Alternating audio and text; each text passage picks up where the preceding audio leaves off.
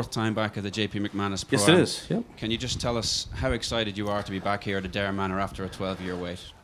Well, it's been a very, obviously, as you said, it's been over a decade since we've been back, and it's pretty easy to see the changes they've made, the improvements they've made, JP's commitment to golf, and bringing a Ryder Cup to Ireland again, and they've done that. The people have all shown up to support this event, same as the pros. We know how much JP means to the game of golf and what he's done for our sport. And anytime we can help out in any which way we possibly can, we do. This is one of the ways in we can pay tribute to JP and what he has done. I know he hates limelight, hates getting in front of cameras and all that, but we'll go ahead and do that for him and make sure that everyone understands how important he is as an individual to our sport. Thank you very much, Tiger. We're going to go straight to some questions. If you can raise your hand, please. Paddy, if you can take them. Oh, we're going to go to Rex first. Thank you. Tiger, Yeah. how have you progressed both physically and game-wise since the PGA? Well, I've gotten a lot stronger since the PGA, that's for sure. I've been able to put in a lot more reps, which has been great. I still prefer riding in a cart. I'm doing that here only just because I just don't need to push it right now. I've got a long week ahead of me and all of next week to do that. So save the legs. We can still train as hard as we do and each and every day. But as far as just the duration on my feet, let's just try and keep that to a minimum until we have to. And then when we have to, let's go. Was the plan after the PGA all along to look ahead to St. Andrews? No, the plan was play the U.S. Open, but physically I was not able to do that.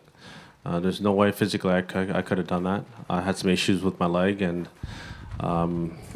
it would have put this tournament in jeopardy, and so there's no reason to do that. This is a pretty historic Open that we're going to be playing. I'm lucky enough to be part of the past champions that have won there and want to play there again, and I don't know when they're ever going to go back while I'm still able to play at a high level, and I want to be able to give it at least one more run at a high level. Thank you, Rex. We're going to go to Ian Carter just over here on the left. Tiger, can you just elaborate on what the Open means to you, and in particular, obviously St Andrews with those two great wins there? Well, I think it goes back to, for me, it's more about history, I think, than anything else. Going back into the 1800s, but also for me personally, knowing Arnold, when Arnold's the one who made the British Open what it is, made it the Open Championship. He came over, qualified, finished second, qualified, finished first, qualified, finished first. If you ever make me qualify, I'm not coming back. So here we are. But just to name, look at the names on that claret jug, and you see you just go right through you go through time. It's like a time warp, and just how they put the names on, and they start at the bottom, then went under the lip, and then they added the bases, and just the little things. And everyone who's won that championship, they know how hard it was. And you look at some of the scores, and even some of the scores, I figured, even with a gutter percher ball, how the hell they shoot those scores? It's awfully impressive, and to have won the Open Championship, and then for me specifically to have won it at the home of golf is even more special. As Jack says, your career is not complete unless you won an Open Championship at the home of golf, and I feel like he's correct in that regard. And so when you look at all your many trophies, and obviously the major ones, where do those three claret jugs sit for you on your mantelpiece or trophy cabinet? Well, I have 4 shelves, and so I've been lucky enough because I have 4 shelves, each one has their own sections, so they have their own row. Tiger, aesthetically, which hole in this great course for you is the marquee hole? Well, we're here at Adare. I'd have to say the 18th, just because I think it's pretty funny that is it Robert Finch? Is that his name? Richard Finch? Yeah, fell in the water. I think that's pretty iconic. Maybe we'll go to Greg Allen next. Tiger, given where you were in the first round in Augusta, shooting around a 71, and everybody was so excited to see you back on a golf course, let alone be in the top 10 after a first round. From there to here, the hills of Augusta, the hills of Southern Hills, and where you are now, has it all been worth it because of obviously what's coming up in 8 days time? Yes, it's been worth it. It's been hard.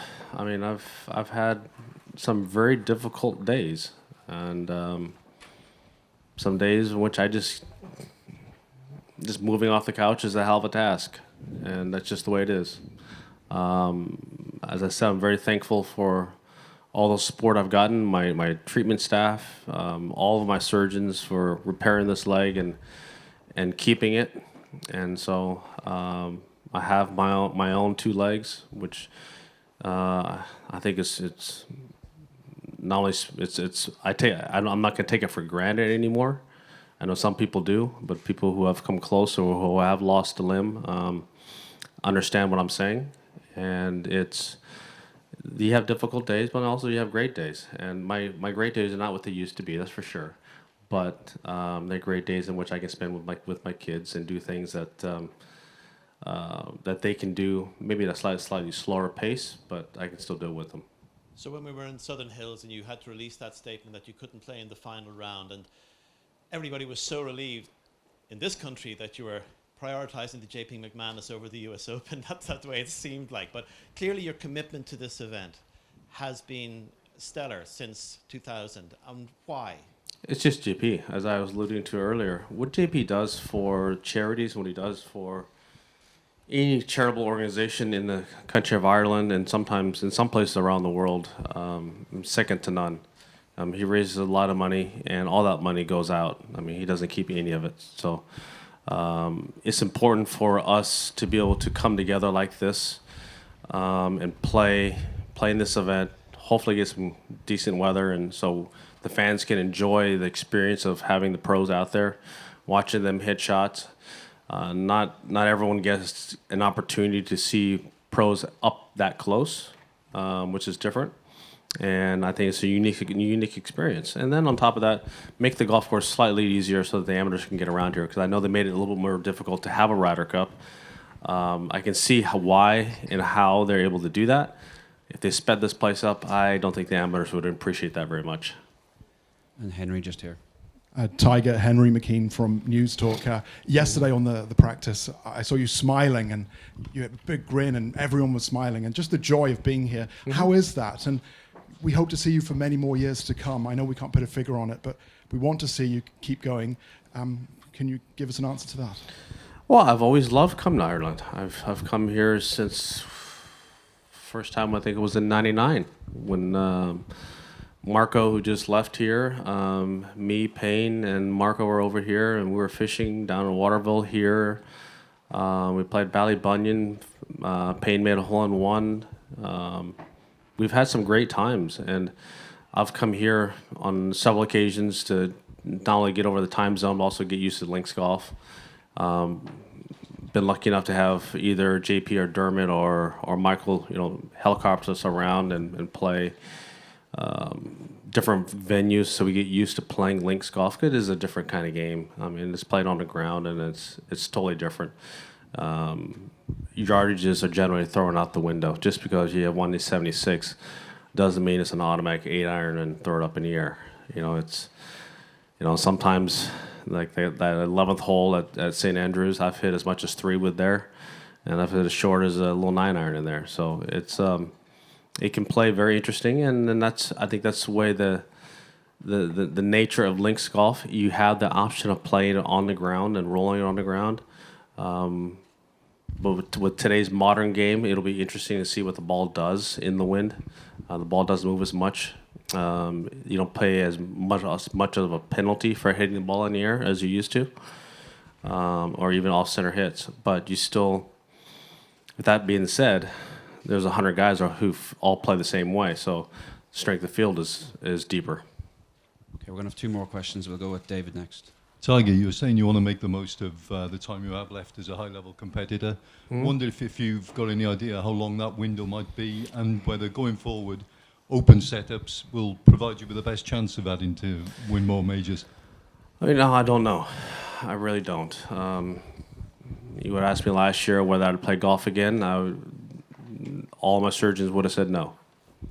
But here I am playing, and I played 2 major championships this year. So whether I will always be able to play golf, and whether it's this leg or someone else's leg, or a false leg, or it's different body pieces that have been replaced or fused, I will always be able to play. Now, if you say play at a championship level, that's just a totally different story, and that window is definitely not as long as I would like it to be.